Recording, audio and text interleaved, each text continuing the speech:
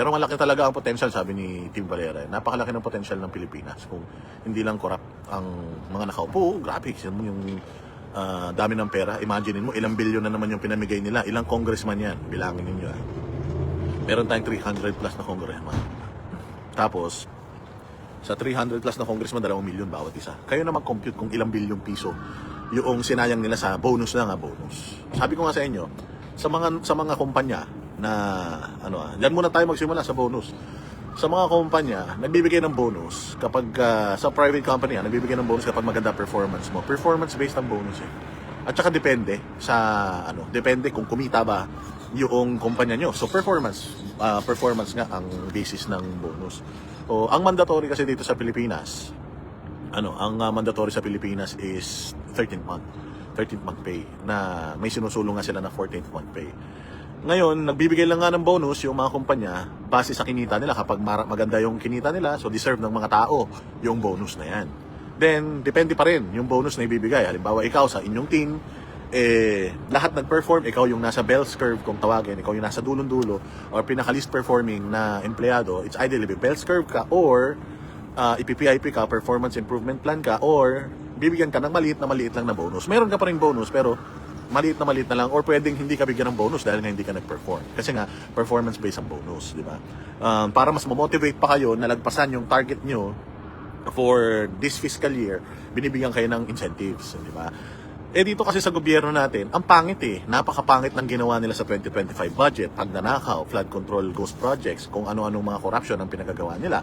Wala silang mga naipanukalang batas na napirmahan ng presidente na significant sa buhay ng mga Pilipino. Wala silang nagawang maayos sa Pilipinas technically for year 2025. So dapat ba nabigyan natin sila ng bonus?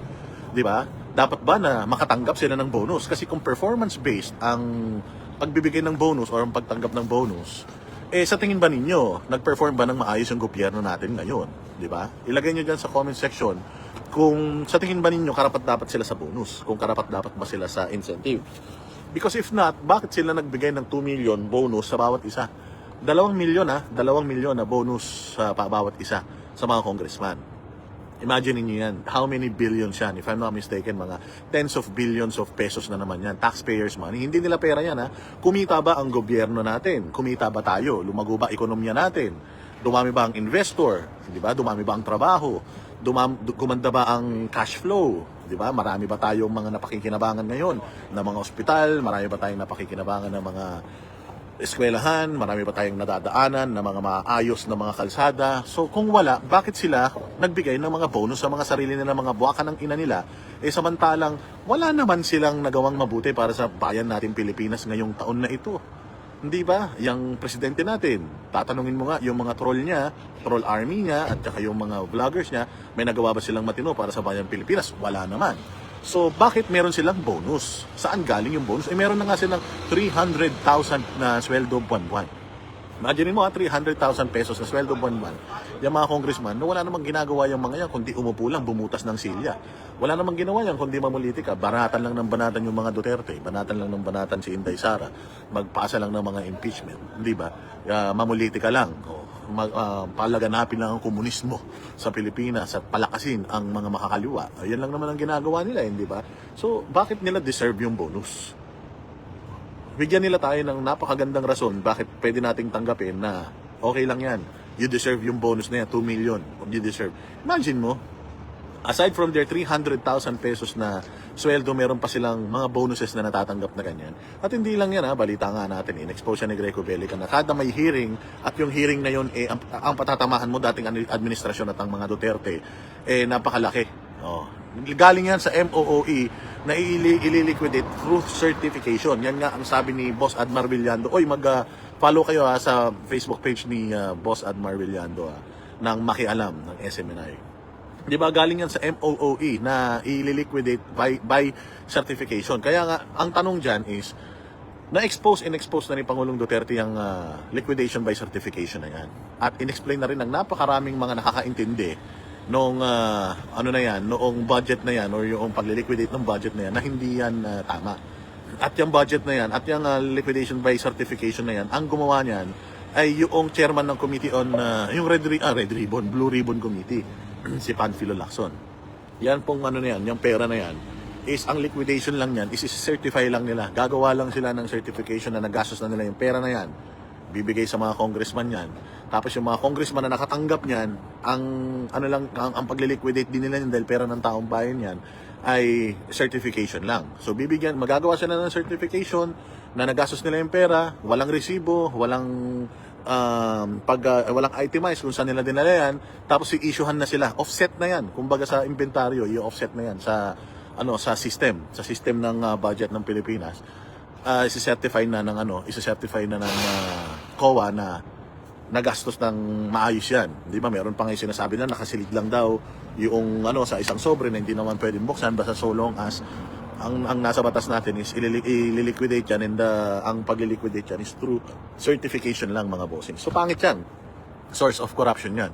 From 10 billion, biglang lumobo ng 18 billion ang MOOE. O nang walang nangyaring debate, kahit bakit itinaas na bigla. Ganyan na ganyan din nangyari doon sa budget nung 2025. Hindi ba, kung makikita mo, lahat ng tumaas ang budget ng Congress, tumaas ang budget ng Senate, lalong tumaas ang budget ng Presidente. Isa lang ang nagstay. Yung Office of the Vice President lang ang nagstay. Doon pa lang may corruption na eh. Mantakin mo, ito lang hinihingi mo, pero ang ibinigay ninyo sa mga sarili ninyo pagkatapos ng mga napakaraming deliberasyon, halos naging doble-doble. Diyan pa lang may corruption na, hindi natin sinisilip yan eh. Tapos yung sinisilip natin, yung 125 million na confidential funds ni Inday Sara. Kaya lang, yun nga, ang isang malaking pagkakamali lang, imagine niyo ilagay niyo lang sa inyong mga isip. Kung sakaling hindi tinanggap ni Inday Sara yung 125 million na yun na ginastos niya in 11 days daw, dahil natama naman yung kanilang pagkakagasto. Sinisyohan naman sila ng unmodified opinion ng Commission on Audit, di ba? So, kung hindi niya tinanggap yun, yung pera na yun, ibig sabihin wala sila sanang maibabanat kay Inday Sara ngayon, no? Kasi the only one and only problem na hindi pa nga ito problema na malaking pagkakamali ni VP Sara is tinanggap yung yung pera niya. Balikan natin yan. Sabi ni Admar, maraming natakot daw ng mga congressman kasi pinicture ni Libiste ang ibinigay sa kanya ng mga cheque at humihiling na hindi i-post. Actually, yan nga Boss Admar, yung kanina nag-leak na yan nag-leak na yung mga cheque na in-issue kay Libiste from September hanggang December. Kung i-compute mo yun, aabot nga siya ng 2 milyon. Walang hiya, Mahirap kasi talagang i-bribe ang isang bilyonaryo. Yan ang problema. Si Libiste, hindi mo na kayang i-bribe yan dahil bata pa yan, bilyonaryo na yan, napakayaman ng bata na yan. So, hindi na yan mangungurap. Kaya nga kung makikita ninyo, gusto na siyang ipatanggal dyan sa Congress by means of yung ethics complaint na naman. Katulad ng ginawa nila kay Kiko Barsaga. Napakalaki ng diferensya ni Kiko Barsaga kay napakalaki ng diferensya ni Libiste kay Kiko Barsaga. Kukumpara lang natin yung dalawa. Si Kiko Barsaga, talagang very vocal siya sa mga gusto niyang sabihin against the government. Iba yung way niya ng pagsisiwalat ng mga kabalastugan, gaguhan ng gobyerno. Iba yung kanyang way. Ginagamit niya yung social media, gumagamit siya ng mga followers, tapos may mga pagtatawag pa siya na kumbaga parang bumaliktad na sa pamahalaan, may mga pagkukumbinsi na siya sa tao na lumabas, di ba? So, si Kiko Barsaga, ganun siya magamalikot, ibang klase yung way niya. Si Libiste, hindi ko sinasabing mali, pinagkukumpara lang natin na si Libiste, yung kanyang way ng paglalabas ng mga kabulastugan ng gobyerno. Si Kiko Barsaga through social media and mga sinasabi lang niya. Pero si Libiste may mga ebidensya. Lagi siyang may ebidensya, lagi siyang may ipinakikitang mga dokumento, ipinakikitang mga images, pictures, CCTV footages at kino-confirm ng mga ibang agencies yung kanyang mga expose. So, maayos hindi rin gumagamit si Congressman Libiste ng mga foul words. Hindi rin siya nagtatawag sa mga taong bayan na bumaliktad sa pamahalaan, rebellion, mag-armas. Wala siyang mga ganon. Hindi rin siya nananawagan na lumabas tayo, magprotesta, wala siyang ganon. As in, nakafocus lang siya na ine-expose yung mga maling ginagawa ng kanyang mga kasamahan. So, kung pa-filean mo siya ng ethics complaint, dahil saan? papailan mo siya ng ethics complaint dahil yung sinasabi nila na si Leviste daw ay persahang kinuha yung dokumento mula sa DPWH office. Unang-una sa lahat ng dokumento ng DPWH ay hindi confidential. Lagi niyong tatandaan yan. Public records po yan. So, pwedeng hingin ng kahit sinong Pilipino, persano hindi, pwede nilang hingin yung mga dokumento mula sa mga ahensya ng gobyerno na ito dahil may mga pondo ng taong bayan na involved sa mga ahensya ng gobyerno na to. So kahit sino sa inyo pwedeng magpunta dyan at maghingi ng dokumento patungkol sa mga proyekto, mga perang kinastos, kasi pera ng taong bayan yan. So yung ginagawa ni Leviste, kung sakali man, sabi ko nga, i-ethics complaint mo siya na pinwersa niyang kinuha yung mga dokumento na yun doon. In the first place, public records dapat yan. Dapat talaga pinakikita sa tao yan. So kung ang isang mambabatas manghingi ng dokumento sa kanila, labag pa nga sa batas na hindi mo ibibigay yun sa isang mambabatas hindi ba? So kung nakipag-agawan sila kay Leviste doon sa dokumento na yun, ibig sabihin may itinatago sila kasi si Leviste, ano yan representative ng distrito niya yan sa sa Batangas So hindi pwedeng pipigilan mo siya na humingi ng mga dokumento kasi hindi naman confidential yung mga yan. Public records yan. Sabi nga ni Leviste, sabi nga ni Sir Admar Villando na mas gusto ni Leviste na magkaroon ng ethics complaint sa kanya. Sana lang talaga i-livestream yung ethics complaint para yung ethics hearing makita ng taong bayan yung mga ebidensya na ipakikita niya. Kasi ang grounds lang nila for ethics kay kay Leviste, naintindihan ko yung kay yung kay Congressman Kiko, yung ethics complaint kay Congressman Kiko, although nagpapahayag siya ng kanyang saloobin, nagpa-practice siya ng freedom of expression, meron kasing standards na sinusunod ang House na alam naman natin hindi nila talaga sinusunod, nagagamit lang yan kapag pupolitikahin ka. Kasi mas masama yung magnakaw, mas masama yung mangurakot, mas masama yung manggipit kaysa sa ginagawa ni Kiko Barsaga na pagsasalita at paglalabas ng mga masasamang ginagawa ng mga kasama niya sa Kongreso, hindi ba? So, okay, sige. May grounds yung kay Kiko Barsaga dahil nga wild siya medyo unconventional siya kapag nag-express ng kanyang saloobin. At medyo borderline seditious yung iba niyang mga pronouncement. Pero ano pa rin yun, saklaw pa rin yun ng kanyang kalayaan sa pagpapahayag. Dito kay Leviste, wala kang makikita Ang sinasabi nila kay Leviste, yun lang, pagkuha niya, pagpwersa daw niya na kunin yung dokumento ron.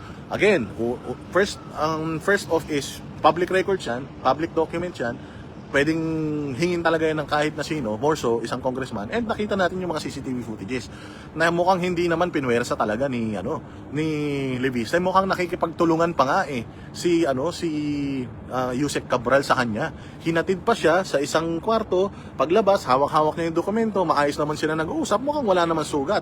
Hindi ba? Napakadaling sabihin na yung sugat na yan nakuha niya mula sa pakikipag-agawan. Hindi pwedeng mangyari na pumunta na lang isang bata ron tapos alam niya kung nasaan yung mga papeles, tapos inagaw niya yung papeles. Ano yun? Paano nakipag-agawan si Leviste? Hawak-hawak ni ni Cabral yung yung dokumento na yan, bigla siyang dumating. Tapos nakita niya, yan ba yung dokumento? Akin na yan. Hinablot niya na ganun. Ano yun? Gago? Wala bang soft copy? Yung DPWH? Siyempre, yung mga yan, printables yan pinrint yan Hindi ba? So pumunta siya doon. Madam, meron kang pengi ako ng listahan ng lahat ng mga ganito, ganyan. Wala yan naka-ready na naka-imprenta. Usually kapag ako rin sa opisina, may hiningi sa akin yung boss ko. O boss Dada, bigyan mo ako ng report tungkol sa ganito. Hindi yan readily na naka-print. Either I will send it through email or ipiprint ko yan sa printer. Tapos saka ko makahawakan yan. Ano yun? Natutulog si Cabral, hawak niya yung papel na yun, biglang dumating si Leandro Leviste, tapos sinablot sa kanya yung mga papeles na yun. Malabo yun, at saka hindi nyo alam ang sistema sa mga opisina. Sa mga opisina, meron silang, halimbawa sa isang floor, meron silang isang printer. Yung printer na yan, may mga codes kayo. Okay? Hindi ka pwedeng basta-basta makapag-print sa mga printers na yan. Kasi may mga cost centers kayo. Sa isang floor, iba-ibang department kayo, at bawat department may mga cost centers kayo. So kapag ikaw magpiprint ka sa isang naka-network na printer, kailangan mong i-key-in yung code mo. Halimbawa, ang code mo 14344. Yun ang code mo. O pag nag-print ka sa printer na yon, i-key-in mo yung code mo. Kasi cost center niyo yun. Kasi sa inventaryo, binibilang nila kung gaano karami yung ginastos ng isang cost center or isang department. Kasama yun yung papel, yung ink, kasama yun lahat. Yung ini-imprenta nyo doon, kasama yun sa ino-audit sa inyo na cost ninyo. So kapag nag-print ako doon sa printer na yun, ikinikiin ko yung code ko para makapag-print ako yung code ng department namin para at kami lang department lang namin ang nakakaalam ng code na yun para walang ibang gumamit ng code kasi pwedeng yung ibang department gamitin yung code nyo. Ngayon pag nag-inventaryo, nag-audit, sasabihin ng auditor, bakit napakaraming ipiniprint nitong nitong department na ito, magastos sa papel, magastos sa toner. So titingnan nila bakit ganun, di ba? Yan yung sistema sa mga kumpanya. Wala kasing alam tong mga bugok na to. Palibasa hindi nag-corporate ang mga hayop Hindi pumasok sa mga ahensya ng gobyerno So ganun yun. Hindi pwedeng si Leandro Leviste pupunta siya sa printer tapos ipiprint niya yon. Hindi pwedeng ganun. Manggagaling yun sa computer, papunta doon sa printer para ma-print yun. At kung mag-xerox copy ka, ganun pa din yun. Magfa-fax ka, ganun din yun. Ikikiin mo yung code para mapagana mo yung printer na yun, yung mga networkable na printer. Ganun yun. Hindi yun basta parang Xerox machine na pindot ka lang ng pindot, copy ng copy. Hindi, ikikiin mo yung cost center code ninyo para gumana yung printer na yun. So there's no way na alam ni Leviste yung mga codes na yan, and there's no way na makakapag-access si Leviste sa mga computers na yan. First off, may mga passwords yan, di ba? Encrypted yung mga files dyan. Hindi niya makukuha yung mga dokumento na yan kung hindi yan ibinigay sa kanya at wala pong agawan ng dokumento. Kasi ngayon, sa mga corporate ngayon, lalo na sa mga opisina ng pamahalaan, dahil nga si Bongbong Marcos ay kunyaring advocate ng ang tawag dito yung paperless, di ba? Ganyan na ngayon sa mga kumpanya, paperless transactions, lahat naka-electronic na kasi nga pagmamahal natin sa environment, bawat pagpiprint mo ng papel, may mga punong pinuputol, yung mga ganong advokasya. And hindi ba si Bongbong Marcos advocacy ng climate change, eklat. So less na yung mga papel, less na talaga yan. Most of the time na yan, through emails na lang yung mga transactions, and yung mga printables na yan for filing lang yan, hindi yan yung parang katulad noon na lahat na lang puro papel tapos punong-puno na yung opisina ng mga filing cabinet. Hindi po yan ganun. So makikita natin doon sa CCTV na footage na ipinakita sa mga mainstream media na ninindigan pa rin nila, nagkaroon daw ng paper cut tawag dito si Yusek Cabral dahil sa pakikipag-agawan ni Leviste. Sa nakikita kong personality ni Leviste, hindi siya ganun. Hindi siya violente na tao. Siguro kung sa personality, kung ako lang magiging judgmental ako, baka mas personality pa ni Kiko Barsaga yun kaysa kay Leviste. Hindi ko sinasabing pangit ang ugali ni Kiko. Pinag-compare ko lang yung dalawa kasi nga pareha silang planong patahimikin So sa personality, mas mukhang personality ni Kiko Barsaga yun kaysa kay Leviste. Kasi makikita mo si Leviste soft-spoken. Nakikita mo si Leviste pag nagsalita siya, lagi niyang binaback-upan ng ebidensya. O kapag meron siyang expose, laging merong nagko-confirm ng mga exposes niya. And makikita mo siya, yung halos lang na ginawa niya yung drastic na ginawa niya, yung nagsi-selfie siya with yung kawatan na congressman na kontratista na matagal niya nang binabanatan. Yun lang But other than that, si Leviste has been acting like a statesman. So napakalabo niya. At sinabi nga ni Leviste na maganda yan, gusto ko yan, yung ethics complaint. Gusto ko na i-ethics nila ako para maipakita ko lahat ng mga ebidensya na meron ako. Para maipakita ko sa kanila, mailabas ko lahat ng ebidensya ko and masagot nila yun doon sa doon sa magiging hearing.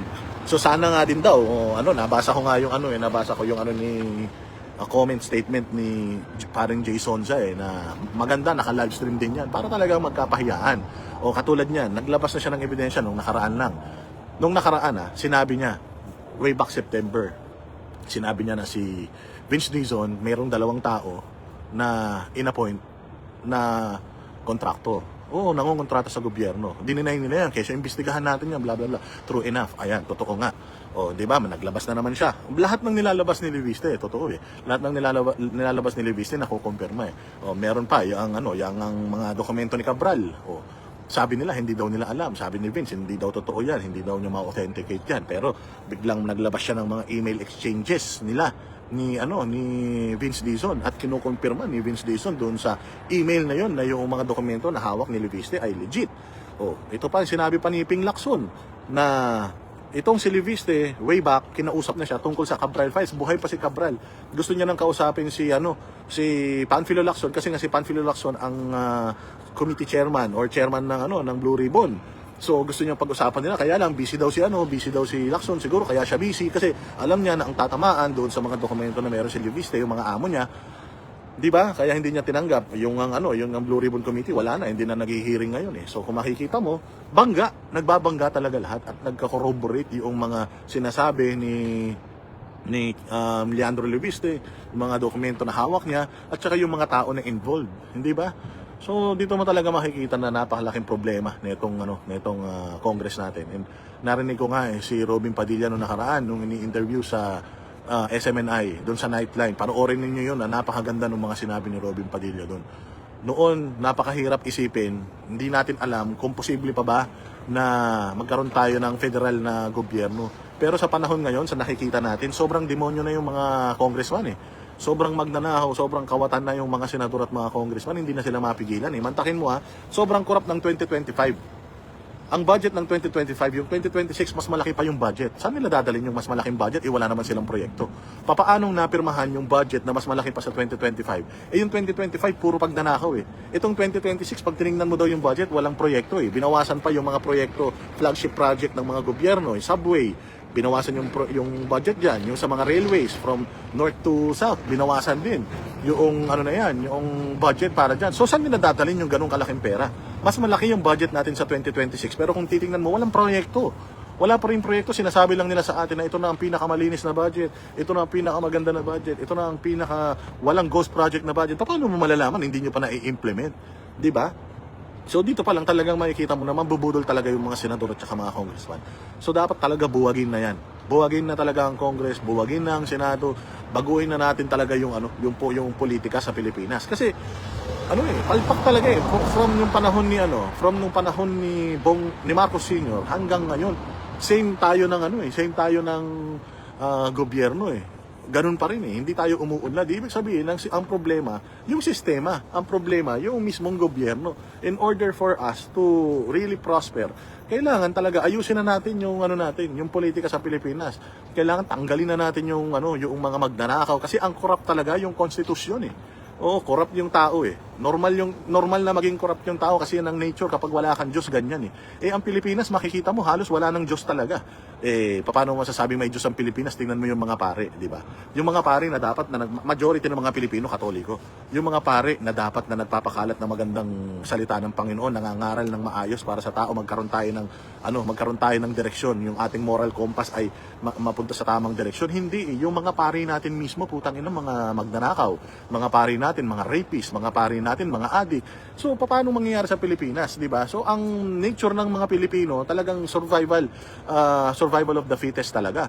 Ngayon, kung ganun na nga ang mindset ng Pilipino, survival of the fittest, kung sinong malakas, yun yung magaling. Tapos, ang gobyerno natin, ganito pa, ang gobyerno natin, nagbibigay pa ng kapangyarihan dito sa mga tao na ito na putang ina walang ginawa kundi umabuso, walang mangyayari sa bayang Pilipinas. Kailangan talaga lagyan natin itong gobyerno natin maging parang alam niyo yung nangyari diyan sa Burkina Faso sa South Africa. Oo, tingnan ninyo, aralin ninyo yung nangyari diyan sa Burkina Faso. Hinawakan ng isang patriotic na uniformado yung bansa nila. Tingnan mo kung gaano nakaunlad ang Burkina Faso ngayon. Dati isang kahig, isang tuha, ngayon mas mayaman na sa atin 'yan. Meron na silang napakaraming makinarya para pakinabangan yung resources nila. Di ba? So, talagang kailangan baguhin na 'yan. Itong gobyerno natin, alisin na 'yang Congress, alisin na 'yang Senate kasi paulit-ulit lang 'yan. Paulit-ulit lang 'yan. Hindi pumirma si Senator Robin Padilla sa budget, hindi pumirma si Aimee, hindi pumirma si Bato, hindi pumirma si Marcoleta, hindi yata pumirma si Bongo. Hindi ko alam kung pumirma si Marcoleta. Palpak yung budget, bakit mo pipirmahan? Pero imaginein mo, maraming hindi pumirma, pero magpo-push through pa din yung budget.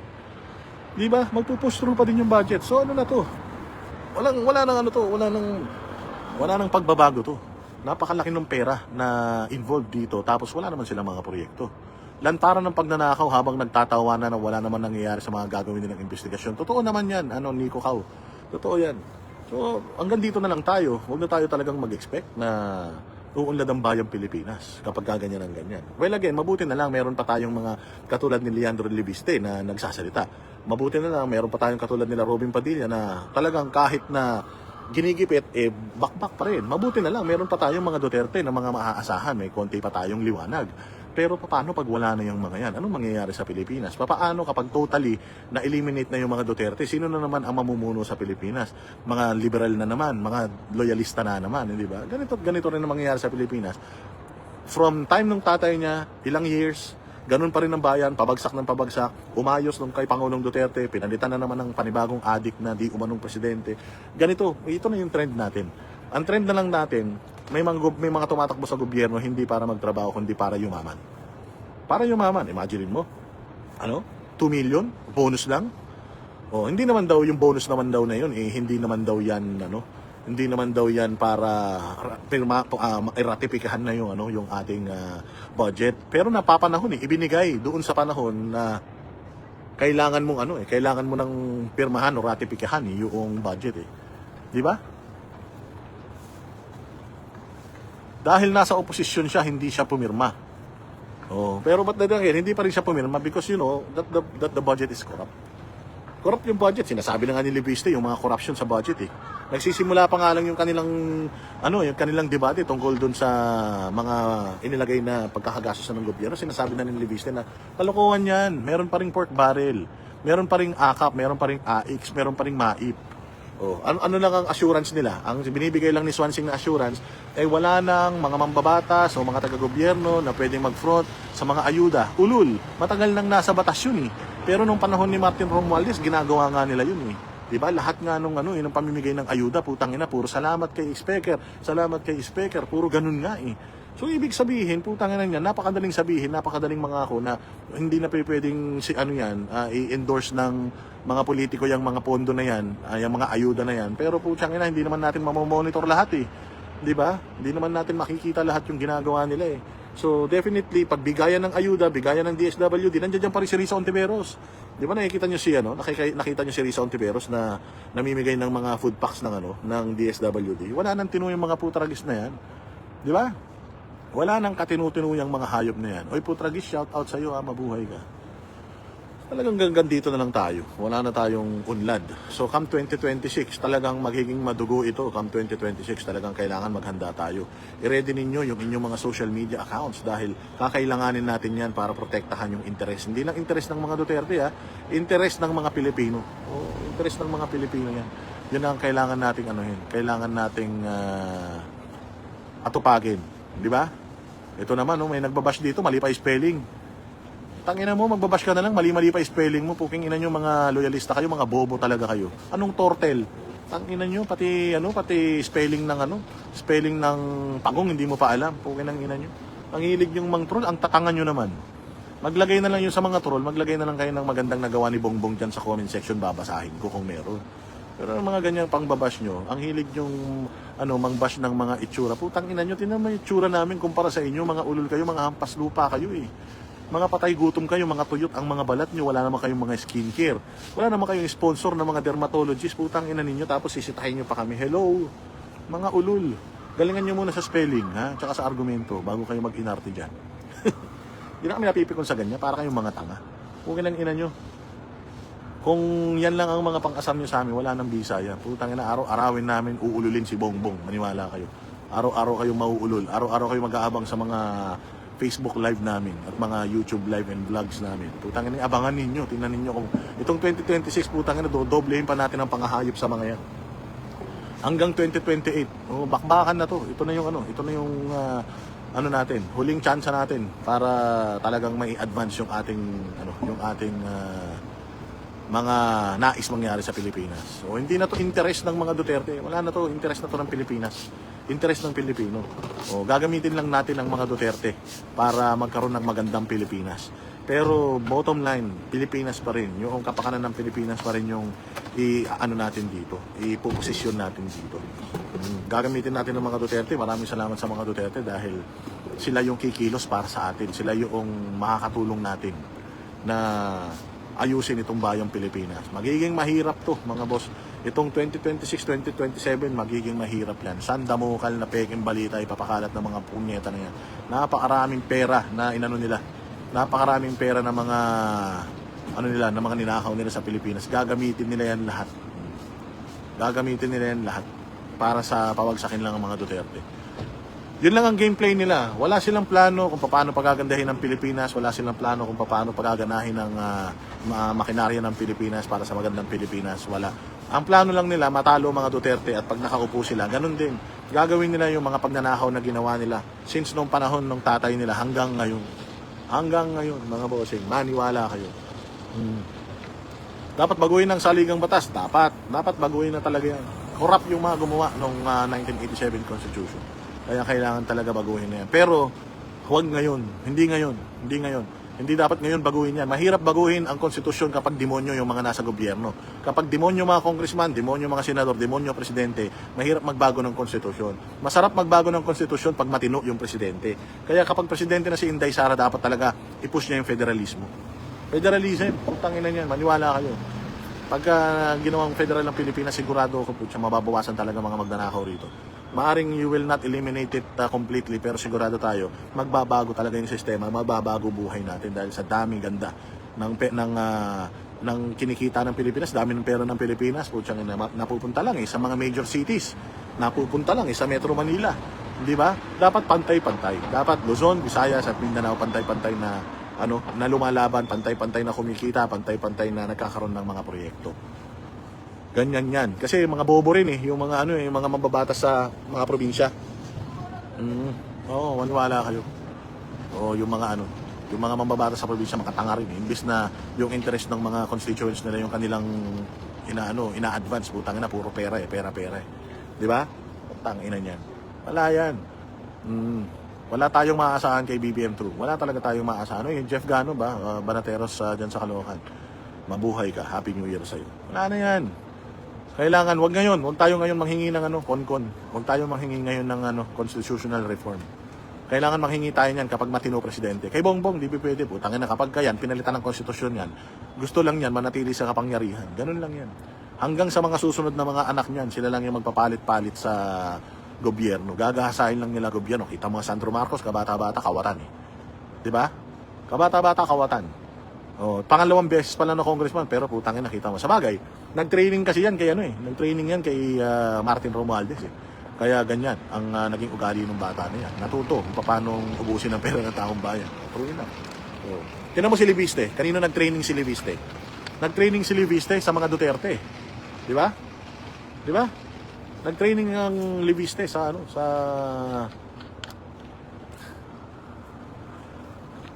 nag-training ang Libiste sa mga Duterte. Nakita mo ang galawan ng mga Duterte ang ng Libiste ngayon, di ba?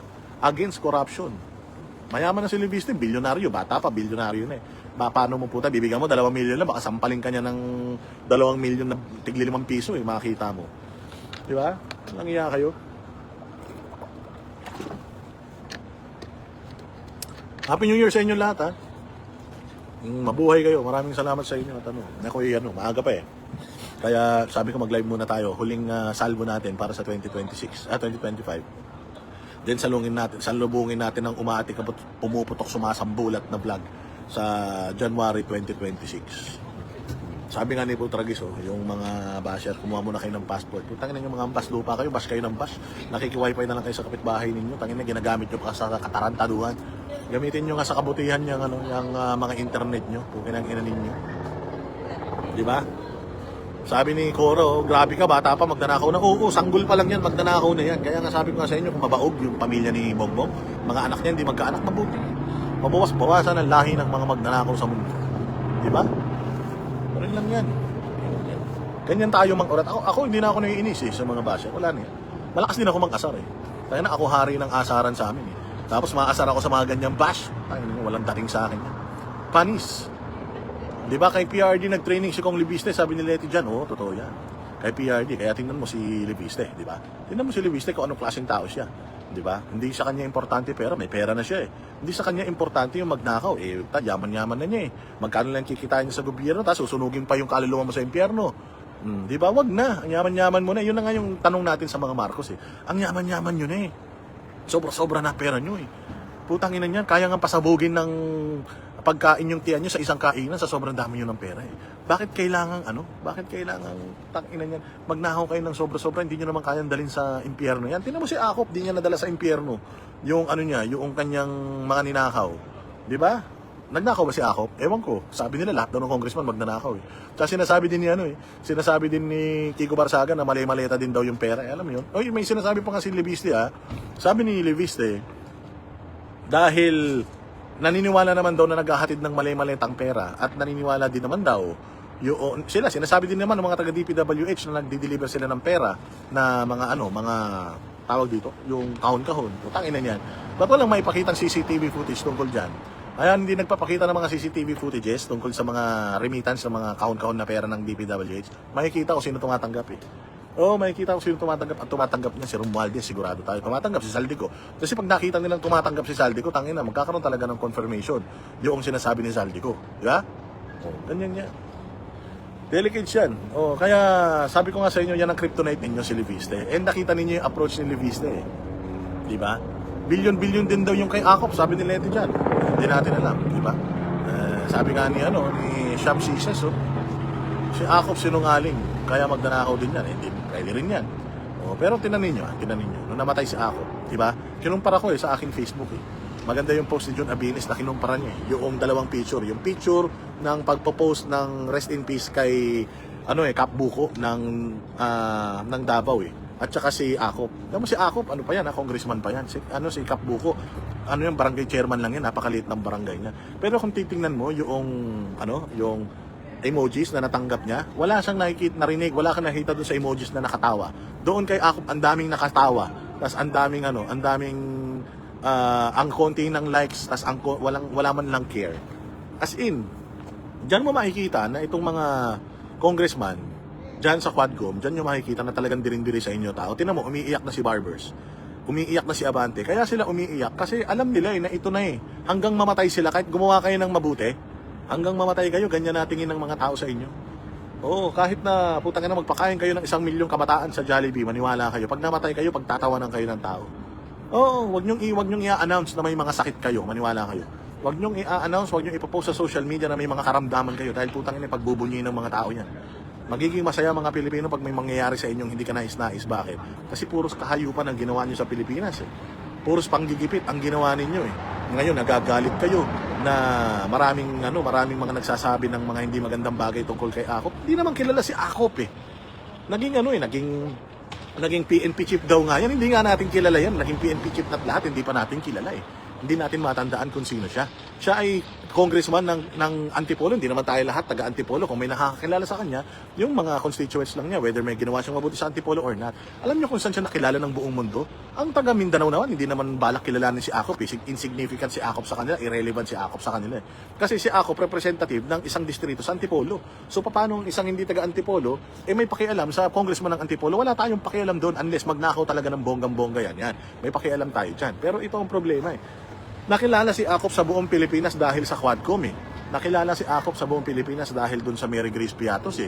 Nakilala si Akop dahil sa mga kahayupang ginawa nila sa Quadcom, pagpapakulong, pagkukontempt doon sa mga sa pagkukontempt una kay Doc Lorin Badoy at saka kay Eric Celis sa prangkisa, pagka-cancel ng prangkisa ng SMNI, sa pagpe-persecute sa KOJC, sa pagpapakontempt, pagpapakulong kay Grijaldo, pagpapakulong kay Lopez, Lopez ba 'yon? Yung chief of staff ni Inday Sara.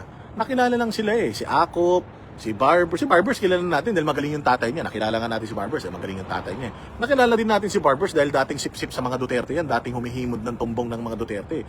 Pero kita mo naman, visit na sa kanya tao. Nakilala natin si Paduano, kinang ilang Paduano, sino ba yung ulol na yan? Nakilala nga natin na dati palang komunista yan, sabi ni Eric Celis. Pero hindi natin kilala ng hayop na yan. Hindi nga natin alam yung party list ng putang ina niyan. Hindi natin kilala. Si Dan Fernandez, kilala lang natin dahil artistang tanga yan. Di masumikat na artista yan kasi bobo eh. Di ko nga alam kung bakit sumikat na yan, na congressman yan eh. Kung artista nga lang, hindi niya na-domina yan pa kaya congress. Di ko alam kung paano eh. Pero nakita mo, sumikat lang yung mga hudas na yan. Dahil dyan sa ginawa nilang pang-aabuso sa kongreso. Doon lang sila nakilala eh. Nakilala ba si Dan Fernandez dahil sa ganda dahil sa ganda ng distrito niya sa Laguna? Nakilala ba si Akop sa ganda ng distrito niya sa Antipolo? Nakilala ba si Barbers dahil sa ganda ng distrito niya sa saan ba siya? Sa Surigao siya, di ba? Nakilala ba sila sa ganda ng mga trabaho nila? Hindi eh. Nakilala sila negatibo sa negatibong bagay. Nakilala sila sa pambabastos sa mga law-abiding citizens ng Pilipinas. Katulad ni Pangulong Duterte, pagpapadala kay Pangulong Duterte sa ibang bansa, yung pagpapahirap kay Pangulong Duterte sa Congress hearing, doon sila nakilala eh. O kaya kita mo, gigil na gigil mga tao sa kanila, pinagtatawanan sila, binababoy sila. Kaya ngayon, magsilbing aral yan sa'yo, barbers, sa'yo, Benny Abante, at sa lahat ng mga congressman, putang ina ninyo. Hindi kayo, actually, natatandaan ng mga Pilipino sa magandang ginawa nyo dahil trabaho nyo yan eh. Trabaho nyo gumawa ng maganda para sa mga constituents nyo. So hindi namin kayo babatiin dahil maganda ginawa nyo dahil dapat lang gawin nyo yan. Putang ina nyo, puro kayo pangako nung eleksyon eh. Matatandaan kayo ng mga Pilipino sa mga katarantaduang ginagawa nyo at sa mga kagagawan, kahayupan na ginawa nyo. Doon kayo matatandaan. At yan ang magiging legacy ninyo. Yung mga kabalbalan ninyo. At pag nangamatay kayo, nagkasakit kayo, nagka-cancer kayo, hindi maawa sa inyo ang tao, manghihingi kayo ng dasal, hindi kayo ipagdadasal. Oo, ang tao lalo pa ipagdadasal na mahirapan kayo. Lahat ng tao lalong magdadasal na sana mamatay na kayo. Tingnan mo nangyari kay Chris Aquino. Dahil sa kahayupang ginawa ng pamilya niya, tingnan mo ang nangyari sa kanya. May sakit, daming pera, kung saan sa bansa na nagpunta, ang gagaling ng doktor. Pero kita mo, hindi gumagaling. Bakit? Kasi nga, karma. Pakahirap ng karma, maniwala kayo. Whether palibutan mo, lunukin mo lahat ng mga diamante sa mundo. Itunawin mo yung ginto, ipaligo mo sa katawan mo. Kahit ano pang gawin mo. Kapag pangit ang image mo, wala rin. Damitan mo man ng ginto ang sarili mo, damitan mo ng diamante, lahat ng mamahaling bato, ipukpok mo sa ulo mo. Walang pagbabago. Ang tingin pa rin ng tao sa'yo, mas masahol pa sa ipis. Oo, mas nakakadiri pa sa bulate. Mas mas makati pa kaysa sa kagat ng surot. Ganyan ang tingin ng tao sa'yo. Pero kapag maayos ang ginagawa mo, maayos ang ginawa mo sa distrito mo, wala kang pakialam sa sasabihin ng ibang tao. Basta maganda ang distrito mo, maganda proyekto mo, hindi ka magnanakaw, lahat ng perang nakukuha mo, ibinabalik mo sa tao. Yung tao mismo magtatanggol sa'yo. Tingnan mo, mga Duterte, bayad ba yung lahat ng mga tao ng mga DDS na yan, bayad ba yan? Hindi. Pero bakit? Pinagtatanggol nila yung mga Duterte. Bakit mahal nila yung mga Duterte? Bakit nakikipag-away sila sa social media para sa mga Duterte? Hindi naman sila kilala ng mga Duterte. Hindi ba? Kasi nga, yung mga Duterte, walang politika. Yung mga Duterte, pag nagserbisyo, talagang maaabot ka. O nung nakaraan, meron akong pinost. Yung pila sa kanilang probinsya sa Davao. May pila-pila sa Davao, di ba? Yung mga nakatanggap ng doon, ayuda, nagdoble-doble pa nga eh. Siya, nanay niya, anak niya, tiyuhin niya, nakatanggap sila lahat nung ayuda. The reason why may pila, kasi hindi naman nila kayang bigyan lahat ng residente. First come, first serve talaga yun. Kaya may pila. And walang pera ng gobyerno na ginamit doon. Paano mo masasabing walang pera ng gobyerno? Hindi kumuha ng listahan. Walang receiving na natanggap ko ito, firma. Walang ganun. Hindi ba sa mga ipinamimigay ng mayor, congressman, mga gobernador, na yung Pasko, may pinare-receive. Sa amin nga eh. Yung mayor namin may binigay na mga food packs eh. Pipirma pa kami doon sa guard kasi sa condominium ako nakatira eh. Pipirma pa ako sa guard para lang makuha ko yun. Proof na nakuha ko yun. Gets mo? So, ibig sabihin, kapag kumukuha ka ng pirma, o kumukuha ka ng isang bagay at pinapalitan mo yun ng pirma, ibig sabihin, i-audit yun. Kapag in-audit yun, ibig sabihin, pera ng gobyerno yun. Yung pamimigay ng mga Duterte sa Davao, may audit yun? Wala. Bakit? Kasi pera nila yun. Merong receive yun na papel? Wala. Kasi deserve nila yun. Bakit mo pa kailangan pumirma sa isang bagay na sa'yo naman to begin with, di ba? Ganyan ang mga Duterte. So ang mga Duterte sineselebrate ng mga Pilipino. Ang mga Duterte talagang dinidepensahan ng mga Pilipino. Ang mga Duterte, yung mga politiko, lumalapit sa kanila at gustong ma-associate sa kanila. Kasi nga, napakaganda ng legacy yang iniwan at ng mga consistent na ginagawa nila mula't mula pa. Yun ang maganda. At yun ang dapat na iwanan mo. Yun ang dapat na legacy na iiwan mo sa bayan ito, sa buhay mo. Hindi yung putang ina, sumikat ka dahil matapang ka. Kung pinakasigang congressman, lahat ipinakontent mo. Siga ka, matapang ka kasi dating presidente na bastos-bastos mo. Asan ka ngayon? Asan si Akop ngayon? Putang ina, yung mga nakuha nila sa pagpirma sa impeachment. Asan? Napagaling siya? Nabigyan siya ng magandang kidney? Nabigyan siya ng malakas na puso na hindi pwedeng atakihin? Hindi. Hindi, mga bossing. Hindi kayo kayang iligtas ng mga perang nakuha ninyo, tatandaan niyo yan. At ang makikinabang dyan, hindi kayo. Baka nga ang masaklap pa niyan ang dami niyong perang kinuha para sa future ng pamilya niyo, tapos yung mga anak niyo, apo niyo, magiging addict lahat eh. Binigyan niyo pa sila ng pera para pandroga. Yun ang masaklap. Diba? Dyan tayo ngayon magkakatalo-talo. Karma yan. Yung pera na yan, blood money yan. Pag-usapan natin yung sinasabi naman ni Robin Padilla, yung pagsunog ng pera. Kasi maraming maraming mga meron ding mixed reactions tungkol diyan eh. O maganda yung iniisip ni Robin Padilla na yun na yung pera parang cancelin yung 1,000 bill, gawin na ng 500 and lower yung pera muna natin. Maganda yun. Kasi nga, yung mga pera na yan, itinago yan eh. Hindi yan pwedeng ilagay sa bangko. Kasi pag nilagay mo sa bangko yan, mag-a-alert ang Anti-Money Laundering Council. Kasi katulad tayo ako, pagka maglalagay ako, let's say for example, nag-iipon ako.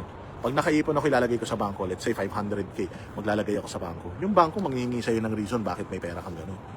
Lalo na kaya kung bilyon-bilyon, milyon-milyon, di ba? So at least yung mga kawatan na yung mga pera na yan na nakuha nila, winidraw nila yan sa bangko eh. Yung mga pera nila na nakuha nila, itinago nila sa mga hotel, mga condominium nila at mga mansion nila. O imagine mo kung biglang, bawal mag-spend ng 1,000 ngayon. Wala nang value ang 1,000 ngayon. Ang pera na gagamitin natin is 500 below. Hindi na nila magagastos yung pera na yan. Di ba? Hindi na nila mapapaikot yung pera na yan. Hindi na nila maipambabayad yung pera na yan sa mga, iko-corrupt nila. Hindi na nila maipambabayad yung pera na yan sa mga troll at sa mga vloggers nila. Di ba? Maganda rin yun. Sabi nila, paano kung nasa bangko na malabo? Hindi mo pwedeng mailagay yun sa bangko. Mailalagay mo siguro yung ganong karaming pera sa mga offshore na mga bangko. But then again, dadaan pa rin yan sa bangko ng Pilipinas. So yung mga kupal na nakapagbangko na, di okay. Pero yung mga nakatago pa yung mga bilyon-bilyon pera sa mga vault nila, sa mga mansion nila, sa mga kwarto nila, yan yung mawawalan na ng silbi, di ba? So magpapanik yung mga yan. Pag nagpanik yung mga yan, pipilitin ng mga yan na yung pera nila ipalit sa bangko. Kasi kailangan yung halimbawa tinanggal mo yung 1,000, 500 na lang. So kung may 1,000 ka, pupunta ka sa bangko, ipapalit mo yung 1,000 mo ng 500, dalawang 500, di ba? Di ngayon, malalaman natin ngayon kung sino yung mga may sandamukal na bills na tigi 1,000. Pwede nating imbestigahan na yan. Maganda rin eh. Drastic, napakahirap gawin, pero kung titignan mo, maganda rin eh. Ngayon, meron sila, paano kung katulad si Romualdez na ipasok niya na sa bangko? Good for him, na ipasok niya na sa bangko, di ba? Ang target natin is yung mga nandiyan pa, yung mga corrupt na mga government officials na yung mga perang bulto-bulto, kahon-kahon, drum-drum na mga pera nakatago pa sa mga imbakan nila. Yun yung tatanggalan natin ng kapangyarihan na may spend yung pera na yan. So parang wala rin nangyari, di ba? Ngayon, siyempre pera yan, gagawin nila unti-unti. Magdadala ka ng pa 10,000. Tapos, ipapalit mo sa bangko. Di ba? Mauulol ka nun, putyang inang yan. Yung pera mo sandamukal, kailangan, siyempre kung magkakaroon ng expiry, di ba? Huling palitan na bukas, agad-agad. Putya, siyempre matataranta ka, taga 1,000 yung isang maleta mong pera mawawalan na ng silbi yun So dadali mo sa bangko ngayon. Excuse me. Dating mo sa bangko, papapalitan mo yun, dilari ka, naka-alarma ka na.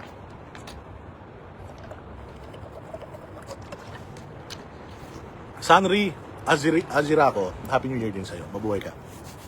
Malapit na ako umuwi ng Pilipinas. Last week ko na ito, dito sa Japan. Uwi ko ng Pilipinas. Birthday month ko na. January, so bakbakan na tayo ulit.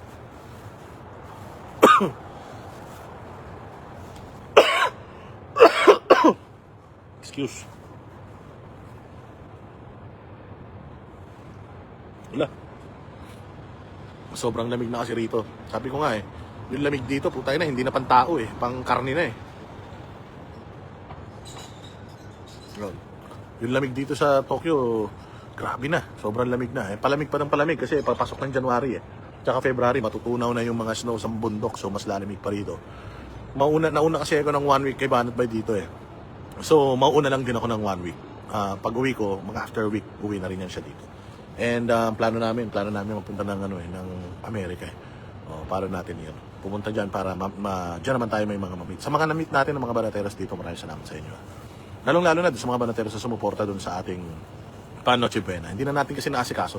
Naging busy tayo Gusto pa natin sanang magbigay ng pang medianoche. Kaya lang, sa susunod na, ang susunod na ipa-project ko kasi yung Papa Jollibee party tayo sa mga bata. Titingnan natin kung kaya nating mag-tap ng isang bahayampunan na pwede nating tayo doon, Jollibee party tayo doon para sa mga bata. Yun ang usual na ginagawa ko kapag birthday ko. Pero birth month ko kasi is January. Kaya uwi na tayo dahil birthday din ng aking daughter na si Sophie. So need to celebrate with her. Yan, di ba? Saya-saya, ganun lang tayo. Simple lang tayo. Huwag niyo isipin yung mga bashers niya. Huwag niyo isipin yung mga kumag na yan. Dahil hindi sila significant. Kaya may mga basher tayo dahil nasasaktan sila sa mga sinasabi natin. Because if we are nobody, kung wala tayong kwenta, yung mga sinasabi natin walang silbi, hindi tayo pag-aksayan ng panahon ng mga yan. Parang ako, yung boses ng mga vloggers nila, walang silbi sa akin yun. Hindi ako doon nakafocus. So kahit na i-content ako ng mga yan, kaliwat kanan, baliwala sa akin yun. O kasi ang focus ko talaga sa administrasyon. Ang focus ko talaga is yung corruption sa gobyerno. Yan ang i-expose natin. Wala akong panahon para sagutin isa-isa yung mga fake news na ginagawa against us ng mga vloggers na yan.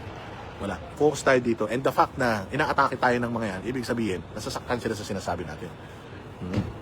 Hindi man lang tayo nagkita, Vim. Dito sa Japan, ganun talaga. Nandito lang ako sa Shinjuku, hindi naman ako umalis dito. Kasi, 3 taon ko na tong diretso na nag-New Year dito. So, hindi na ako, namamasyal. Marami akong mga kaibigan ngayon na nasa Japan, nagre-reklamo na sa akin. Yun daw kanilang mga maleta, sira na yung mga gulong. O, kasi palipat-lipat sila eh. Kasi dito sa Japan, hindi mo kayang puntahan lahat. Kasi ang maximum na, kapag naka-multiple entry visa ka dito sa Japan, 30 days yung maximum mo sa isang pasok. Sa 30 days, hindi mo kayang ikutin. Itong Tokyo lang, hindi mo kayang ubusin lahat ng mga tourist spot dito. Ganun kaganda rito. So, in my 4 years na taon-taon na nagpupunta dito, napuntahan ko na yung mga gusto kong puntahan, pero hindi ko pa rin napupuntahan lahat. Kaya ako, dito na lang ako, hindi na ako umaalis. Nakakapi-kapi lang ako dyan, kumakain lang ako dyan. Kasi dito sa Kabukicho area, 24 oras lahat halos dito yung mga kainan, mga inuman. So, Gotemba, layo mo eh. So, kaya nandito lang ako, hindi ako umalis. Kaya yung mga banateros na dinayo pa ako dito para na makapagkape, ayan, maraming salamat sa inyo. Hindi ako umalis na dito kasi ayaw ko na, hindi na nga ako hindi ba yung sa tren, yung mga Suica card ko, tsaka yung mga iCoca card ko. Hindi ko na siya niloadan kasi hindi na nga ako lumabas-labas. Pag pumupunta ako yung mga malalapit na lang, mga kadikit na, na area na lang nitong lugar namin, tapos inu-Uber ko na lang, hindi na ako nagte-tren. Kasi pag nag-tren ka, medyo, nagpunta ka ng Shibuya, malapit lang ako sa Shibuya, pero hindi ako masyado nagpupunta ron. Siguro at least mga 3-4 na beses na ako nagpunta ng Shibuya, may binili lang ako. Doon ako bumili ng mga damit ko na human made kasi mahal yun sa Pilipinas eh. Sa Pilipinas, ang human made parang 10,000 isa eh. Dito sa Japan, with tax free at saka may naka-sale sila eh. So parang walang 6,000 ang bili ko eh. So parang doble yung presyo sa Pilipinas. Kaya pumayat na ako, kasya na ako dun sa human made. Paborito ko kasi yun. So bumili na ako, lahat ng mga designs na gusto ko binili ko na. Kasi medyo mahal yun sa Pilipinas. Kaya nagpunta ako ng Shibuya kasi doon sa Harajuku meron eh. Doon lang merong store na pipilahan mo pa. Sabi ni Joy, we saw you sa KLC of Japan. Ay, oo naman. Ate Joy. Thank you very much, Ate Joy. Oo, nagpunta tayo dyan eh. Meron nga akong SMNI planner, ang ganda-ganda. Tapos yun nga, I got to meet Ate Tin. Nagbati tayo happy birthday. Tsaka si Hirumi, happy birthday kay Hirumi, 7 years old. Tsaka si Kai Kai. Napunta tayo dyan, nag-shabu-shabu tayo sa alfresco, lamig. Sarap mainit yung sabaw, tapos malamig yung panahon. Grabe pa naman yung lamig nung araw na yon. Tapos nag-bonfire kaming ganyan, meron kaming parang fire pit na nilalagyan lang namin ng mga kahoy. Sarap, sarap, grabe. Ganun lang gusto kong bakasyon. Ayoko nung bakasyon na alis ng alis. Ayoko nung bakasyon na, siyempre, dami-dami mong dala. Meron ka mga maleta, bit-bit mo, backpack mo, alam mo yun. Yung palipat-lipat ka, mukha kang tanging nun, ini-stress mo sarili mo. Yung kaibigan ko, nagre-reklamo na, sabi niya, basag na rin yung mga gulong ng niya. Kasi marami akong kaibigan na nag-Japan eh. Iba-iba yung mga pinupuntahan nila. 1 month sila dito, pero parang every 2 days, nagta-travel sila to from one place to another. So, siyempre, ligpit na naman ng gamit, ligpit mo na naman yung maleta mo. So, wala rin. Baduy. Oo, kami dito, ako si Banat Bay, dito lang kami, upo lang kaming ganyan. So, yung dala kong maleta, bibili lang ako ng another maleta para lalagyan ko ng, kasi maganda rito gamot, maganda yung skincare products nila dito, so marami nagpapabili. Tsaka syempre, yung Ichiran, importante makapag-uwi tayo ng mga noodles. So, bawal na rin sa akin yun kasi preservatives eh. Pero okay lang, paminsan-minsan. Tapos nag-gain ako dito ng konting-konti lang. Kasi kahit pa paano nagka-cardio ako, kahit pa paano nag-workout ako dito. Kasi nga, meron gym malapit sa ko. Tsaka grabe lakad dito, kahapon naka 21,000 steps ako kahapon lang. Kasi nag-cardio ako 1 oras, tapos naglakad ako dito sa Tokyo. So umabot ako ng 20,000 steps. So yun yung target ko, at least 15,000 to 20,000 steps per day. Yun yung target ko para ma-maintain lang yun. And ganun pa rin, 1 meal a day pa rin tayo, tapos snacking na lang na maliliit. Kumakain tayo sa hapon lang. So from kanina, pagising ko hanggang ngayon, wala. Ito lang ang tinitake ko, Pocari Sweat. Hindi na ako nag-take ng food. Parang cup noodles yata ako kanina eh. Kasi meron akong biniling cup noodle, titingnan ko kung masarap para yun yung iuwi ko sa Pilipinas. Yung Ichiran na cup noodle. Okay siya, masarap siya. So tinikman ko kanina. Pero on a normal day, kumakain ako sa hapon na. Magbo-vlog ako sa umaga, workout ako, tapos lalabas ako mga 2 o'clock hanggang gabi na yun. Tapos mga 5, 6 doon na kami kaya kahit pa paano. Tsaka nagdala kami dito ng Baker Slim. Yung tinitake natin na Baker Slim, nagdala tayo rito. So nag-i-inject tayo para yung ating tawag dito pagkain makontrol. Importante yun consistency.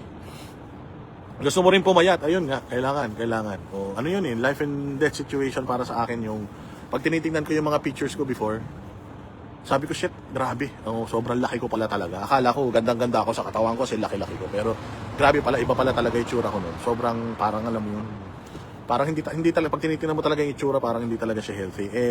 Mas nagustuhan ko na yun ngayon, kasi nga kaya ko na maglakad ng mahaba, kaya ko na matagal na nakatayo, tapos kahit dire-diretso ko nagsasalita, hindi ako hinihingal. Kahit pakitin mo ako nagagdanan, hindi ako hinihingal. Kasi delikado pala talaga yun kapag hindi ka naman pagod pero humihingal ka. No, punta na kayo sa doktor kasi delikado pala talaga yun. Basta ikaw ay hinihingal nang hindi ka naman kumikilos, delicates na yan, magpa-check up ka na. Kasi baka malalang sakit na yan. Mahirap. Yan ang mga ginagawa namin para pumayat, magastos. Pero alam niyo mas magastos pag na-hospital kayo. Mas magastos kapag na-hospital kayo. Maniwala kayo. Kaya ako, as much as possible, i-maintain ko na yung healthy lifestyle. Binago talaga nung na-meet ko si Miguel Baker at si Doc Danny Baker. Binago talaga niya yung outlook ko sa buhay. Kasi for the longest time, sabi ko, sige kain, YOLO, mamamatay din naman tayo lahat. So at least mamatay tayo ng masaya. Hindi pala ganun. Ang totoo pala is kailangan mong maging healthy para ma-enjoy mo yung buhay at mas lalo kang maging masaya. So, go tayo doon. I-continue natin yun and hopefully, ma-maintain natin. Kasi consistency yun ang mahirap. Kaya mo mag-diet ng 1 buwan, 2 buwan, 3 buwan. Pero, pag may pagkainan, dyan, mahirap. Mahirap talagang kontrolin. So, yan ang pinakamahirap na pera at saka pagkain. Siguro yung babae, madali mong, ayoko niyan. Pero yung pagkain at saka pera, mahirap i-resist yan. Kaya nga yan ang ginagamit ng mga kongresista para i-corrupt yung mga kapwa nila pera. Sa mga Pilipino, pera, di ba? Kasi yan ang pinakamahirap i-control, pinakamahirap tanggihan. Mas addicting ang pera kaysa sa droga. Maniwala kayo. Kaya, yun ang mahirap. Di ba? At magpapalit na ang taon, magbabagong taon na. So, sana ay alam ko, hindi naging maayos ang 2025 natin pare-pareho. Pero sana, yung 2026 na papasok, sana ay maging mas maayos, sana ay maging mas prosperous, sana mas maging stable ang mga trabaho nyo, yung source of income ninyo, yung mga negosyong pinasok ninyo, mga investments ninyo, sana lahat yan mag-fly. Sana lahat ng mga hangarin nyo sa buhay ngayong 2026 ma-achieve ninyo. Yung good health, yung stable na pamumuhay, sana makuha ninyo. Yung mga mister ninyo, mga babaero, sana sa 2026, di na sila babaero. And vice versa, yung mga babae nyo, mga misis nyo, mga lalakero, mahilig magtong eats, sana ay magbago na sila sa 2026. And sana magkaroon tayo ng mas healthy na 2026, mas economically stable na 2026, mas matitinong mga mambabatas, senador, lalong-lalo na presidente, sana magtino na yung pamilya na yan. Ngayong 2026, sana ma-realize nila na whatever wealth they acquire dito sa mundong ibabaw ay hindi nila yan kayang dalhin, whether pupunta sila sa langit o sa impyerno. Sana magkaroon ng yung bawat Pilipino magkaroon ng yung hindi maging sakim, yung maging ano ba yung term na dapat nasa dulo na ng dila ko Kailangan maging kontento. Sana maging kontento tayo sa anong mga meron tayo at sana kung maganda ang mga nakukuha natin ngayon 2025, sana sa 2026 mas lalo pa. Maging kontento tayo sa meron tayo, pero kung meron pang mas i-improve, doon tayo. So yan. 'Di ba? So manalangin tayo na sana lahat ng mga magnanakaw, kasabay ni Cara David, manalangin tayo lahat ng mga magnanakaw sa Pilipinas mamatay. Sabi nila, mas maganda mamatay sila ng unti-unti. Hindi agad-agad. Sayang pa yung hangin na nilalanghap nila. Imagine mo kung nakomato sila dyan, tapos 1 taon pa silang lumalanghap ng malinis na hangin ng earth, di ba? Mas maganda yung mamatay na sila kagad para wala na, hindi na sila mag-consume ng resources ng mundo. Sayang lang ang hangin, ang tubig, ang pagkain na kinakain nila. So kung mamamatay sila kagad, di mas mabuti yan, di ba? Yung mga nalulungkot sa pagkamatay ni Akop, naiintindihan namin kayo. Pero kung gusto niyo, sumunod na kayo, wala namang masama. Di ba? Kami hindi pa. Kailangan pa namin mabuhay ng mahaba para batikusin ng batikusin, maging tinik sa lalamunan lahat ng mga kawalan sa Pilipinas. Kailangan natin gawin yan. Lahat tayo. Hindi lang kami mga vloggers. At saka, ganun na rin, since nanonood na rin kayo ng mga vlogs namin, i-share nyo na din. I-like nyo na din. At saka, mag-share kayo doon sa Boss Dada 2.0. Konti na lang. Na natin yun. Ma-achieve na natin yung goal natin sa channel na yun. And nagiging active na rin yung channel na yan. Actually, I invested something para mas lalong mabuhay yung channel na yan. Hindi forever. Si Banat Bay nga na gano'n na kahapon public announcement na siya na hindi na siya mag-focus sa Facebook. Ako, hanggat nandito pa tong Facebook natin, malakas tong Facebook natin, grabe engagement ito. I know, sooner or later, take down nila to. So habang di pa nila take down to, I will use this as much as I can. Walang filter, walang ka-emihan, walang ka-artihan. Talagang gagamitin ko tong ano na to. Itong Facebook account na ito hanggang sa tanggalin nila to. At pag tinanggal nila to, gagawa ulit ako ng bago. Lahat ng mga social media platforms na kaya ko mag-express ng aking mga saloobin gagawin ko, gagamitin ko. O whatever the consequences, whatever the repercussions, walang pakialam, basta para sa bayang Pilipinas, wala tayong dapat katakutan. Alam mo, pagkatama ka, dapat di ka natatakot. Dapat ang natatakot yung mga magnanakaw at yung mga sindikato sa gobyerno. Masasamang loob, yan ang dapat ang natatakot. Tayong mga Pilipino, may kapangyarihan tayo mga bossing para alisin sa kapangyarihan yung mga hudas na yan. Kaya gamitin natin yan. Social media, ito ang bagong people power. Huwag na tayong umasa na ang tao ay mag-aklas, pumunta sa EDSA at mangyari yung nakaraan. Katulad, wala na yun, hindi na yun effective. Mas effective na po ngayon mga bossing. I-counter natin yung fake news ng mainstream media, tapos yung mga troll army nila, i-counter natin, yung mga vloggers nila, tablahin natin, i-dislike natin yung mga content nila, yung content ng lahat ng mga Duterte supporters, i-uplift natin, i-share natin, i-recommend natin sa mga kaibigan natin. Because again, itong laban natin is hindi lang naman ito laban ng mga Duterte, laban ito ng bawat Pilipino para sa corruption-free at crime-free na Pilipinas. Di ba? So yan lang ang panalangin natin sa 2026 mga bossing. Mabuhay kayo. Happy New Year to each and every one of you. 2025 has been hard for all of us, and let us hope that this coming 2026 will be prosperous, will be the best year that we're gonna have. Di ba? Oo, siguro naman pwede tayo pwede tayo magkasundo dyan. So again, thank you very much. Mabuhay kayo. Mamaya, try natin ulit vlog mamaya, mag-live. Kasama ko sa buong kong isama si Banat Bay para at least makapagkwentuhan tayo ng mahaba-haba. Alam ko na i-miss nyo na siya eh. Kasi hindi niya inaasikaso yung pag-vlog pag nandito siya. Natawa nga ako hanggang ngayon, ganun pa rin ang sinasabi ng mga tatanga-tangang mga vloggers na nagtatago daw kami dito, na tuwing December binabayaran daw kami para manahimik. Tanga, tuwing December ginagawa namin to para sa sarili namin. Kasi pag tungtong ng 2026, putang ina nyo, kumanda kayo. Kasi kung maingay kami ng 2025, putang ina nyo, siguraduhin namin mas maingay kami ngayon 2026. At sisiguraduhin namin na mas masakit lahat ng mga maririnig nyo ngayon 2026. Mga ulul kayo. Happy New Year sa lahat ng mga banatero sa buong mundo. Happy New Year sa lahat ng mga Pilipino, pera lang sa mga magnanakaw na Marcos Romualdez Syndicate.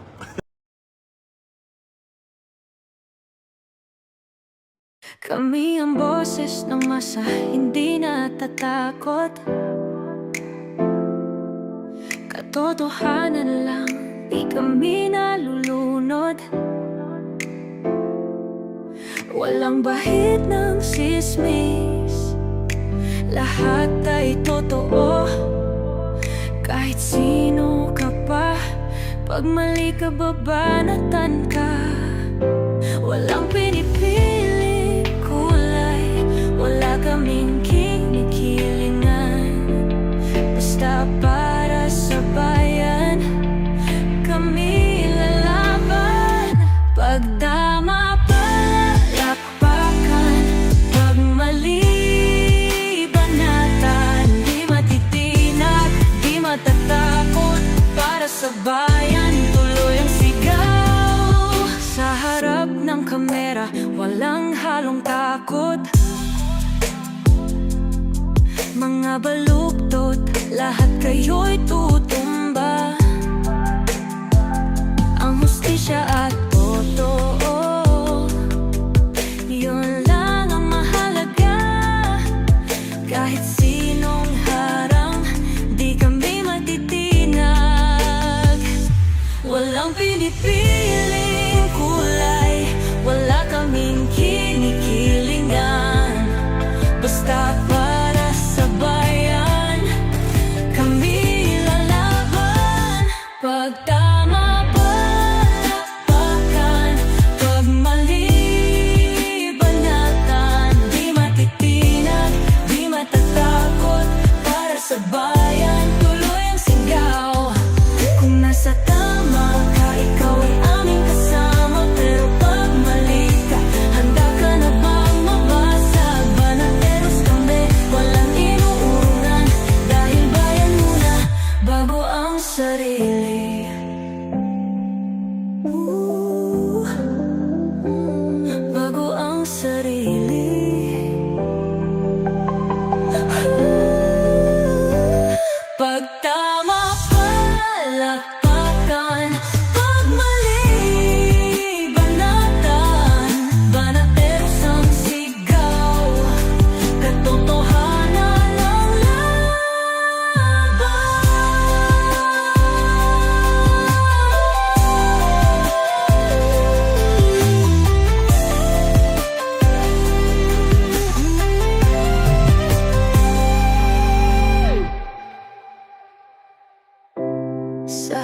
harap ng kamera,